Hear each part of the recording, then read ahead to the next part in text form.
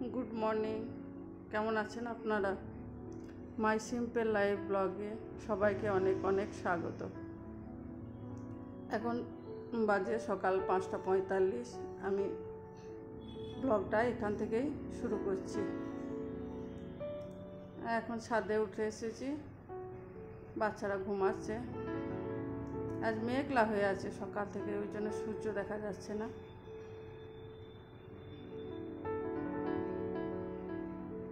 আকাশটা একবারে মানে অন্ধকার হয়ে আছে, সূর্যর এখনো দেখা নেই।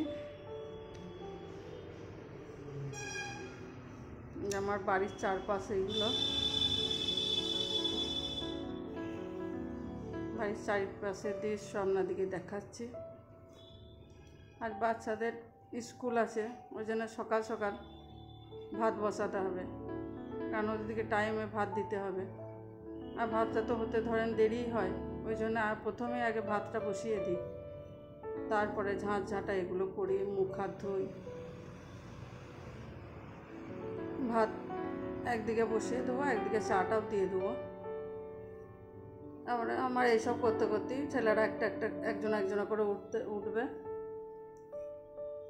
প্রথমে বড়টাই আগে উঠে, ছোটোটাকে উঠাতে হয়, কেননা ছোটোটা সকালে উঠতে চায় না, দেরি করে ঘুমায় আর উঠবে সেই দেরি করে। আর বড়টা আপনার শুবে আর ঘুমিয়ে যাবে, কিন্তু উঠতেও সকাল সকাল। ওকে নিয়ে আমার কোনো মানে চিন্তা হয় না। ছোট থেকে স্কুলের ব্যাপারে কি যাই বলেন, কোথাও যাব, ও ঠিক সকালবেলায় উঠে পড়তো। এই যে এক কাপ লিকার চা আর এক মুঠো মুড়ি নিয়ে সকালটা শুরু করলাম। এই যে প্রতিদিনকার জীবন, সংসারের কাজ।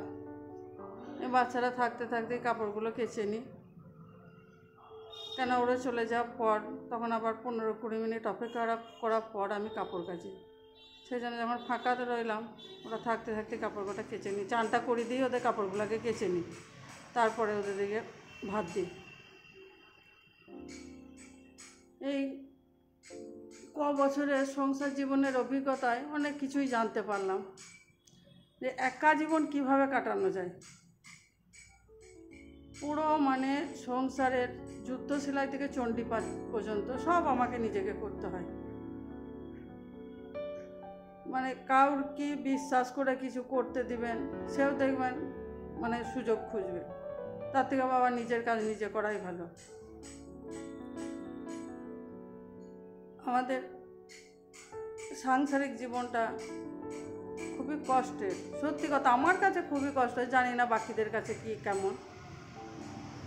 কেননা এই একটা হাতে সংসারে প্রতিটা কাজ করা, তারপরে দুটো বাচ্চা মানুষ করা, কতটা যে হাঁপা, সেটা আমি এখন বুঝি।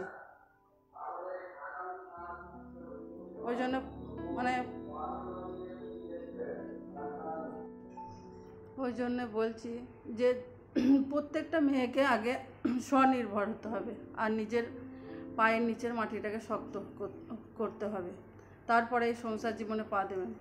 কখন জীবনে কি পরিস্থিতি আসবে, মানে কার সম্মুখীন হতে হবে, সেটা নিজেরা দিকে যদি পায়ের নিচের মাটিটাকে শক্ত করেন, তবে নিজেরা সেটা সামলাতে পারবেন। হ্যাঁ, তাছাড়া পারবেন না। অপরের ভরসা করে কখনো কিচ্ছু চলে না। হ্যাঁ, জীবনটা অত সহজ নয়। সব জিনিসের দেখবেন প্রতিটা মুহূর্তে আপনি দেখবেন একটা করে পরীক্ষা আমাদের মেয়েদের চলেই, কখনো বউ হিসাবে, কখনো মেয়ে হিসাবে, কখনো মা হিসাবে। মানে একটার পর একটা পরীক্ষা কিন্তু আমরা দিয়েই যাই। হ্যাঁ, আমরা মেয়েরা পারি না কি বলেন, কিন্তু নিজের দিকেও একবার আমাদেরকে তাকিয়ে দেখতে হবে যে হ্যাঁ, আমি কি করব, আমি কোন দিকে যাব, আমার জীবনের সঠিক লাইন কোনটা, আমি কিভাবে কি করব, কাউরির বিনা সাহায্যে কিভাবে সংসারটাকে আমি চালিয়ে যাব, বাচ্চাদেরকে মানুষ করব, সংসারটাকে সুন্দর করে গুছিয়ে রাখতে পারবো। এইগুলোই হচ্ছে জীবনের সবথেকে মূল্যবান জিনিস। আপনি যদি এইগুলো সঠিক নিয়মে করতে পারেন, তবেই আপনি একটা সাংসারিক জীবন সুখের করতে পারবেন, তাছাড়া পারবেন না। আমাদের মেয়েদের জীবনটা কেমন জানেন? সে আমরা মেয়েরা স্ত্রী নয়, স্ত্রী হয়ে গিয়েছি। যেমন মুড়ানো মারানো জামা কাপড় ইস্ত্রি করে সুন্দর হয়ে যায়, হ্যাঁ, সেই রকম আমরাও যখন কোনো পুরুষ মানুষের জীবনে আসি তখন তাদের জীবনটা, তাদের সংসারটা অমনি সুন্দর করে মানে গুছিয়ে দিই, কিন্তু নিজেদের দিকে একবার তাকিয়ে দেখি না যে হ্যাঁ আমরা তার ভিতরে কতটা কষ্টে আছি। নিজেদের কোনো ভালো চাওয়া পাওয়া, কোনো কিছু করা, এগুলো তো নিজেদের ভুলেই যায়। তারপরে ধরেন যখন বাচ্চার আসে, পৃথিবীর আলো দেখে, তখন আবার তাদের নিয়েই সব চিন্তা শুরু। তাদের কীভাবে মানুষ করব, কেমন করে রাখবো, কিভাবে তাদের শিক্ষা দীক্ষা দেবো, এই চিন্তাতেই সারাটা জীবন এইভাবেই দেখবেন পেরিয়ে যায়। হ্যাঁ, নিজের জীবন বলে কিচ্ছু মেয়েদের থাকে না। অনেক কথাই বললাম, অনেক কিছুই বলা হয়ে গেল, আমাকে মাফ করবেন যদি ভুল কিছু বলে থাকি। দেখেন বাচ্চারা এখন সন্ধ্যে 6টা বাজে, বাচ্চাদেরকে দুধ দিলাম, ওরা খাচ্ছে। আমিও একটু চা বসিয়ে দিয়েছি নিজের জন্যে, চা খাবো। বড়টা শুধু দুধই নিল, বিস্কুট নিলে না, আর ছোটোটা কটা বিস্কুট নিলে দিয়ে একটু চানাচুর মুড়ি নিলাম, আর দেখেন এক কাপ চা নিলাম। চায়ের জলটা একটু বেশিই হয়ে গিয়েছিল, দুধ আর জল বুঝতে পারলাম না।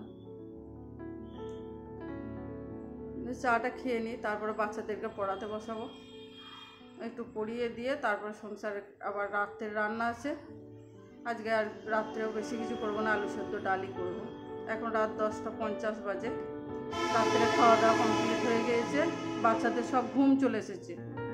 বলছে মা থালা বাসন ধোয়ার আগে বিছানাটা ঠিক করে দাও, আমরা শুবো। ওই জন্য ওদেরকে আগে বিছানাটা ঠিক করে দিই, ওরা শুয়ে পড়ুক, আমি তারপরে থালা বাসনগুলো ধুব। দেখেন রাত্রে বাইরেটা পুরো অন্ধকার হয়ে আছে, 2-1টা লাইট জ্বলছে দোকানের। আমি এখানে ব্লগটা শেষ করছি। আপনারা ভালো থাকবেন, সুস্থ থাকবেন, আর আমার ভিডিও যদি ভালো লাগে আমাকে অবশ্যই সাবস্ক্রাইব করবেন। Good bye. ফ্যানটাতে এবার বা